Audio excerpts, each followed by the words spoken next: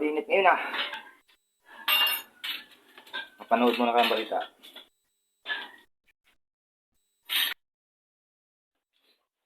Magandang araw po mga kaibigan.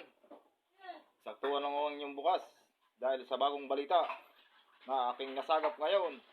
Bago nga pala iyon, ako'y magpapakilala muna. Ako pala si Mike Enrique. Isang lalaking ang nakita sa CCTV na gumagamit ng pinagbabawal na gamot. Panoorin natin to.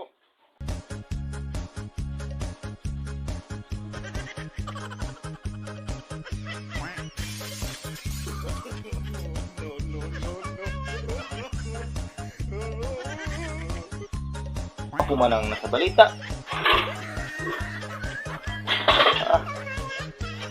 Naloko na itong TV na to. Parang sira yata.